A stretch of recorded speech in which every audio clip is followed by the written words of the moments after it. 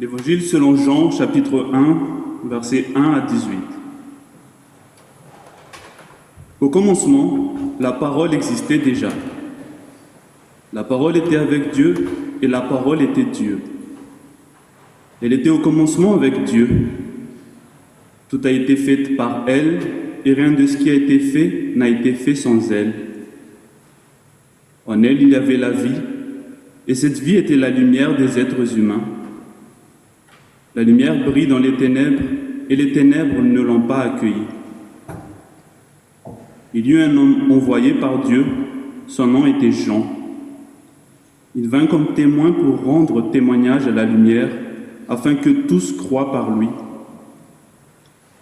Il n'était pas la lumière, mais il vint pour rendre témoignage à la lumière. Cette lumière était la vraie lumière qui, en venant dans le monde, éclaire tout être humain. Elle était dans le monde, et le monde a été fait par elle, pourtant le monde ne l'a pas reconnue. Elle est venue chez les siens, et les siens ne l'ont pas accueillie. Mais à tous ceux qui l'ont acceptée, à ceux qui croient en son nom, elle a donné le droit de devenir enfants de Dieu, puisqu'ils sont nés non du fait de la nature, ni par une volonté humaine, ni par la volonté d'un mari, mais qu'ils sont nés de Dieu.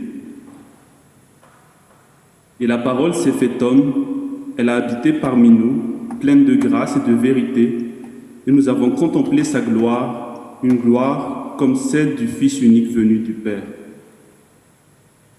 Jean lui a rendu témoignage et s'est écrié « C'est celui à propos duquel j'ai dit, celui qui vient après moi m'a précédé, car il était avant moi. »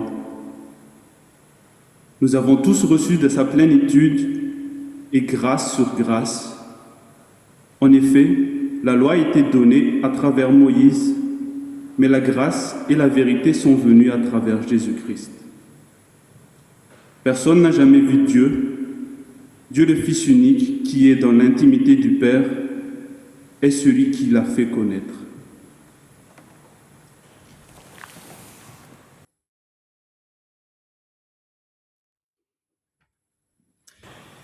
Et la deuxième lecture dans l'épître aux Colossiens, au chapitre 1, nous lirons les versets 12 à 20.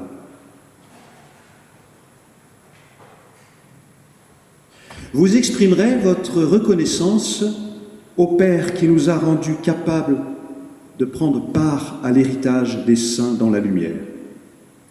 Il nous a délivrés des puissances des ténèbres.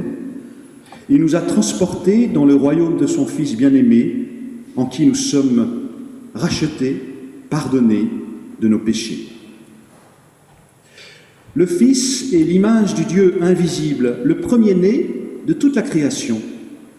En effet, c'est en lui que tout a été créé, dans le ciel et sur la terre. Le visible et l'invisible, trône, souveraineté, domination, autorité. Tout a été créé par lui et pour lui. Il existe avant toute chose et tout subsiste en lui. Il est la tête du corps, qui est l'Église. Il est le commencement. Il est le premier-né d'entre les morts, afin d'être en tout le premier. En effet, Dieu a voulu que toute sa plénitude habite en lui.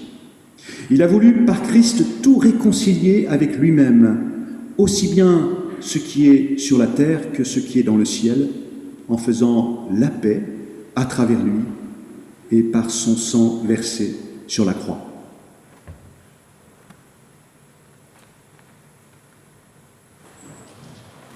Il me semble que les textes que nous avons lus tentent de répondre à une même question existentielle. Que fait donc Dieu? Comment agit-il dans notre vie et dans le monde?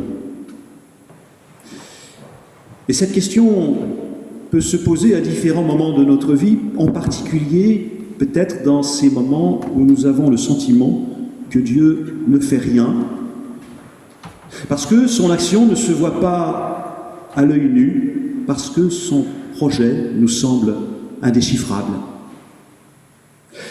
En vérité, cette question traverse tout être humain à un moment ou l'autre de sa vie. Elle est tout à fait légitime.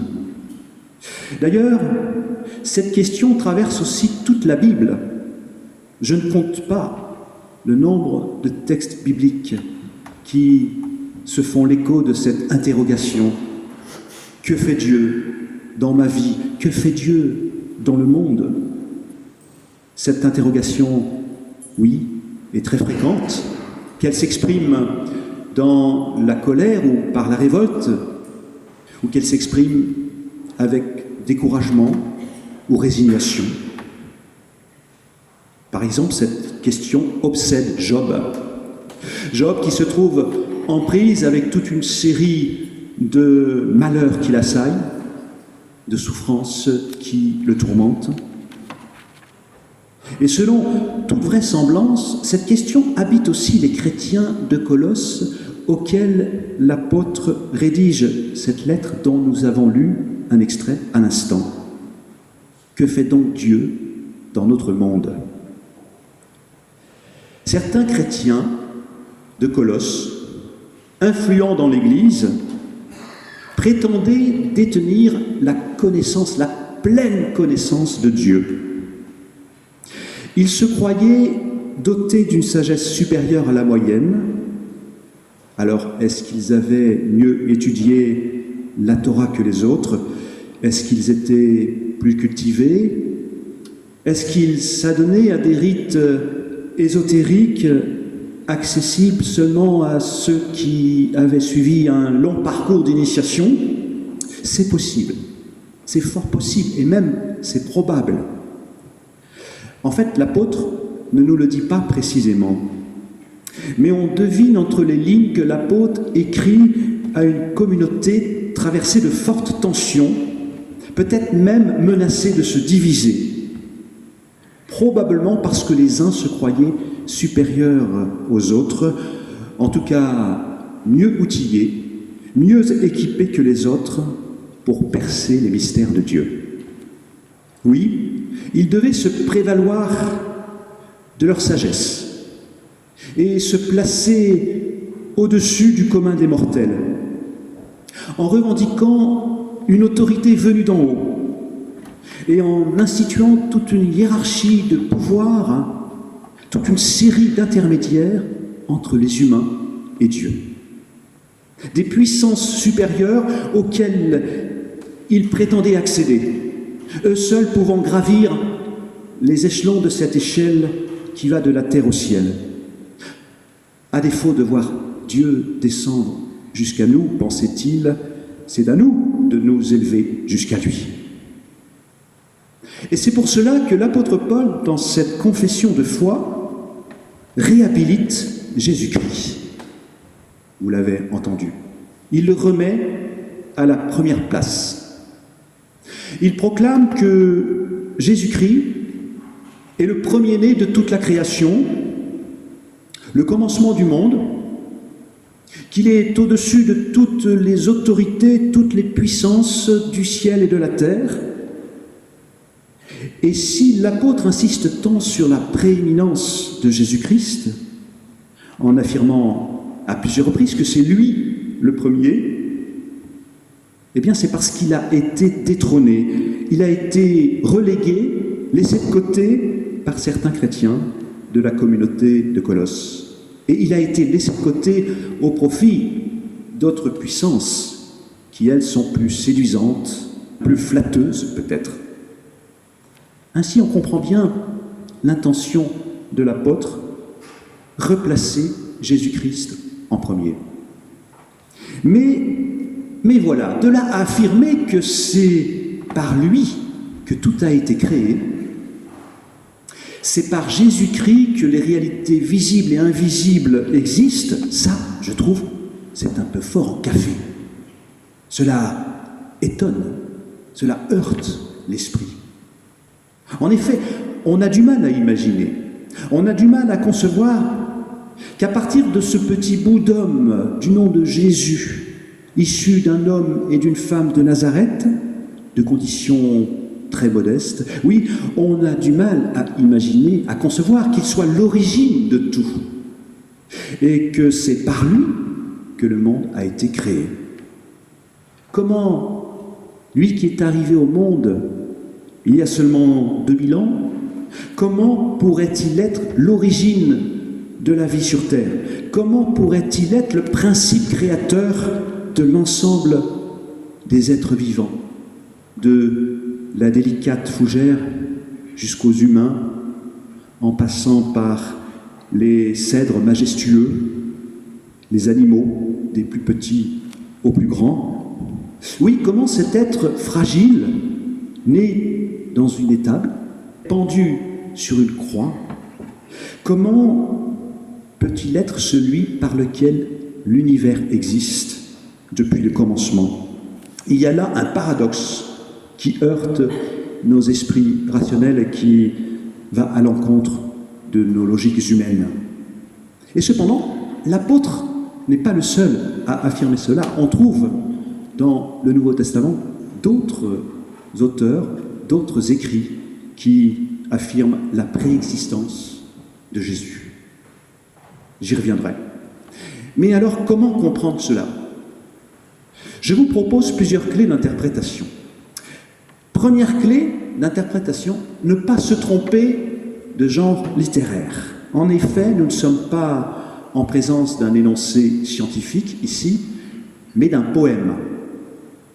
L'apôtre ne nous explique pas comment l'univers s'est formé, comment notre planète est née, comment la vie est apparue sur Terre.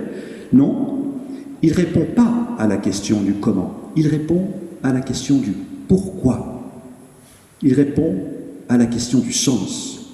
Du moins, il tente une réponse. Il propose une interprétation du projet de Dieu. Et pour lui, le projet de Dieu se résume tout entier en Jésus-Christ. Oui, Jésus-Christ, c'est le prisme par lequel il comprend ce que Dieu a voulu pour le monde depuis le commencement. Ce sont les lunettes que chacun est invité à chausser pour y voir plus clair sur le projet de Dieu. Ou pour prendre encore une autre image, c'est, selon lui, le seul phare qui éclaire la nuit compacte de nos questions existentielles sur l'agir de Dieu. La deuxième clé d'interprétation, c'est, je crois, le prologue de Jean que nous avons lu à l'instant. Souvenez-vous, au commencement était la parole. Tout est venu à l'existence par elle. C'est aussi un poème, d'ailleurs. Un poème qui célèbre la parole créatrice. C'est aussi une confession de foi qui nous dit que c'est Jésus-Christ qui incarne le mieux cette parole créatrice. Alors, intuitivement, nous comprenons bien combien la parole est importante, car nous en faisons l'expérience. Je parle de nos paroles humaines, d'abord. Nous en mesurons l'impact. Nous savons, par exemple, que parler à un bébé dès sa naissance est vital pour lui, que c'est cela qui le fera grandir, s'épanouir, et pas seulement le lait maternel. A contrario, nous savons aussi que l'absence de parole est mortelle. Ou encore, nous savons que certaines paroles peuvent détruire. C'est l'épître de Jacques qui nous dit que la langue, qui est un des plus petits organes de notre corps, que cette langue peut avoir un pouvoir extraordinaire, le pouvoir de faire le bien ou bien le pouvoir de provoquer la mort. Et il prend l'exemple du gouvernail d'un bateau. Le gouvernail d'un bateau, aussi petit soit-il, peut tantôt mener un bateau à se fracasser contre les rochers, tantôt le conduire à bon port. Ainsi, oui, la Bible se fait l'écho de cette expérience humaine, du pouvoir de la parole, de nos paroles. Et elle nous dit qu'à l'origine de ces paroles humaines qui donnent la vie, il y a Dieu. À l'origine de ces paroles humaines qui donnent sens et plénitude à notre existence, il y a la parole de Dieu, créatrice de vie. Ainsi, dans le poème de la création, en Genèse 1, que l'évangile de Jean se réapproprie dans son prologue que nous avons lu, eh bien, dans ce poème de la création, c'est le souffle de la parole divine qui plane au-dessus des eaux menaçantes du mal et de la mort et qui les écarte afin que les humains et tous les êtres vivants puissent vivre sans être engloutis. C'est la parole divine qui sépare la lumière des ténèbres, qui ordonne, qui donne sens à chaque être vivant. C'est cette même parole avec un P majuscule qui fait exister chacune et chacun dans sa singularité, sans jamais le réduire à une généralité ou à des statistiques. C'est cette parole qui donne un nom à chacune et chacun. Et cette parole, c'est Jésus qui l'incarne le plus parfaitement selon les auteurs du Nouveau Testament. Cette parole de Dieu qui rend intelligible notre existence et celle de l'ensemble des vivants. Oui, Jésus en est la manifestation par excellence, la forme idéale, par sa vie, ses rencontres, ses enseignements, par le don de sa vie sur la croix, par cet amour vécu jusqu'au bout, sans réserve. Jésus ouvre, Jésus crée un monde nouveau qu'il appelle le règne de Dieu. Donner à chaque être humain sa dignité, susciter des relations attentives et respectueuses de chacun, et puis aussi réconcilier toutes et tous dans l'amour de Dieu, le Père. C'est la volonté de Jésus et de Dieu. Oui, l'apôtre évoque à plusieurs reprises cette création, mais aussi cette réconciliation devenue possible en Jésus-Christ, très certainement parce qu'il s'adresse à une communauté, comme je le disais, menacée par des tensions, des conflits internes. Et hélas, dans notre société, menacée par des discours qui divisent, qui excluent, qui opèrent des discriminations entre les uns et les autres, entre Français et immigrés, ou entre ceux qui sont méritants et ceux qui ne le sont pas. Peut-être que, alors, cet enseignement de Paul, de l'apôtre, est plus actuel que jamais. Ou bien dans une économie productiviste qui exploite et maltraite les êtres vivants, la parole faite chair en Jésus-Christ reste toujours aussi pertinente. Parole créatrice de vie, parole qui espère, qui désire un monde bon et réconcilié en Dieu. Et bien que cette parole-là nous porte et nous anime, chacune et chacun. Amen.